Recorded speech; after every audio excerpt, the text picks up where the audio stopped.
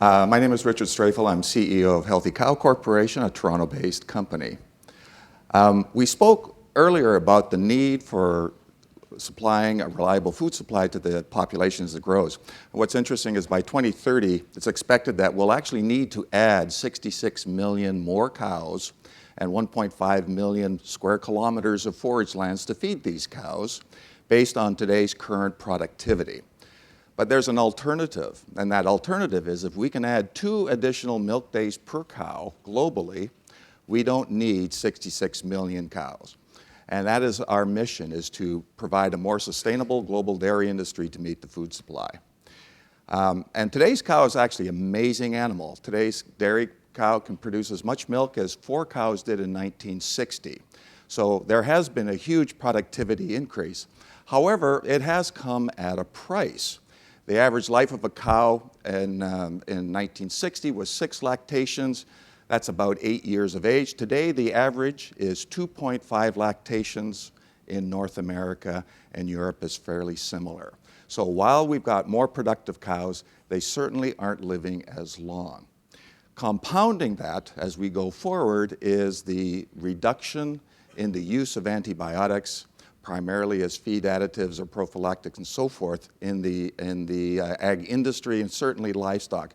And it's actually astonishing how much medications currently go into livestock.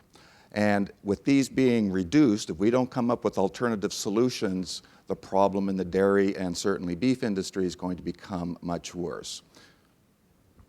Our team looked at this problem, and my background and some of our team members, we actually have a molecular diagnostic company that was focused in DNA pathogen detection in the ag and dairy sector. And one of the challenges that we kept coming up with is the more we had new technology, more analysis, the more we focused on the problems, the farmers in the industry was becoming frustrated because they didn't have the solutions.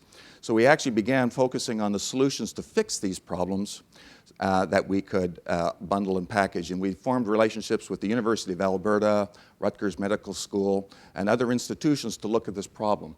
And we worked with the Metabolomics Research Center in Alberta and identified disease pathways and so forth and methods and strategies to intervene. And that was part of what we were very interested in doing. To give you an idea of how this problem is, how large it is if we take a look at culling today in North America, about 40% of dairy herds are culled each year for health reasons. We're not talking for selling for beef because the price of beef has gone up or selling a cow to the farmer down the road. We're talking sick cows taken out of the herd. This is a big problem, and we estimate in terms of actual cost as well as lost profit opportunity, it's about a $60 billion a year problem. What we've been focused on is solutions that will actually reduce this, and we have data now. We've done studies on approximately 500 cows that we can actually reduce the reasons for culling, the health reasons and issues, considerably and provide a significant return to the farmers. There's a period of time with the animals that is most impacted with infection and culling, and that's around calving period. And we identified this as the optimal time period for intervention. If we look a little bit closer to the problem, we developed solutions addressing that particular preg, which is a probiotic. It's actually applied to the reproductive tract of the animal after it's calved, which dramatically speeds up recovery, reduces infections, and allows more rapid conception and reproduction later.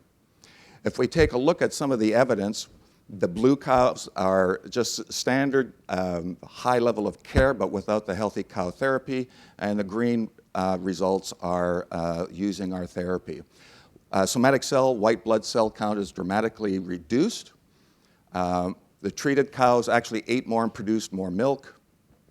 Sick days and disorders were dramatically reduced, and the medications were cut by over 50%. So this has a dramatic impact on the requirements for antibiotics. Calving, reproduction, and losses and complications, again, dramatically reduced. And the very last one, the calving to pregnancy rate, our time interval is the time to recover and get pregnant again, which has been dramatically improved. The net result of this is we discovered that we could, on average, provide 53 extra milk days per cow in the test herds, and we estimate using pricing pro formas and milk prices and so forth, $1,000 to $1,500 per cow additional profit.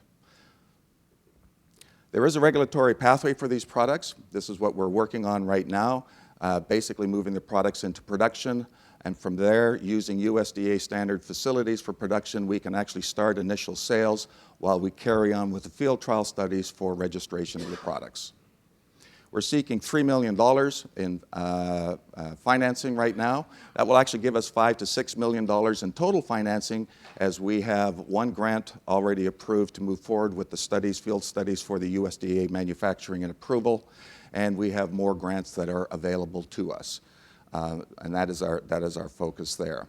Our business plan really is to move towards generating sales and achieve a break-even profitability in years 3 to 4. Maybe an exit strategy at that point in time. Our financial pro forma, our initial targets are the non-antibiotic users that were, such as the organic markets, the natural raw milk producers, or high value add. We actually only need about 30,000 subscriber cows to break even as a company. And if we look at the total dairy population, there's about 20 to 30 million in North America and Europe, another 60 million in Brazil. We feel confident we will achieve that goal. The dairy chain is very well organized in North America. There's approximately 20 co-ops that control about 70% of the market. And we've already begun speaking with those. There's also a lot of interest on the retail side in terms of the type of milk and quality products that they produced. That's a little bit about our company. If we have time for any questions, we'd be pleased to take those. Holy cow, there you go. Questions? Any questions? One thing I wanted to ask you, in terms of, you had a slide up there that said exit. What do you see as your exit, by the way, Richard? I mean, apart from growing the company and being able to penetrate several channels that you've identified there already, what is your exit point? We've seen interest, and we've had an ongoing dialogue with some of the large animal pharma companies. And I think the feeling right now is, as that industry grows, they've all expressed interest in the strategies that we're implementing. But literally what I've been told by one of the senior executives is, but you're not a drug company right now. And that's posing a challenge, not for us at all, because we're an alternative to that, but actually for them in their strategies. Okay, and so we see that changing. The point here is that you look to grow the company, validate your approach, continue to grow the sort of organic compounds, natural product derivatives for cows in particular, and then you'll see, hopefully over time, a shift on the farmer side towards the adoption of those increasingly anyway. Correct. And then the exit. One of the problems that any company has in this area, not just this area but others, is, you know, if you're seeking venture investment and you're looking to leverage that venture investment ultimately for a major industry sale, you have to be careful, because most venture investors will not want you to necessarily position yourself for a sale right now, because their value is at the end with your ability to be auctioned off to the highest bidder. So just keep that in mind on your exit as well. Folks, we have wait a second, Richard. Any other utterly wonderful questions, by the way, for the gentleman? One in the back. Yeah, one in the back? Yes, sir. Naveen Sikka, stand up, an alum of the showcase from Terviva. How do you price your product? Are you doing it per treatment? Is it per animal, per year? And what are the associated costs with those? Those are good questions. And we're looking at those right now. We're basically looking to price it as a herd solution, which ultimately works out to a per animal type treatment. One of the things that we've been looking at is actually working and partnering with veterinary groups to combine the product with a service offering.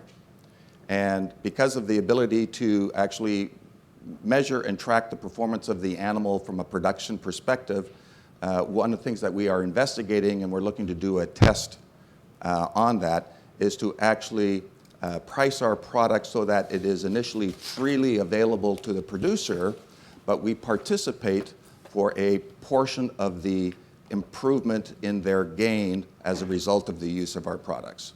And because the dairy industry tracks that very carefully in terms of milk production, milk pricing, as well as animal health, that's something we believe with relatively simple introduction to data informatics that we can actually make the products freely available, but participate for an increment of their profit improvement. Thank you very much, Richard.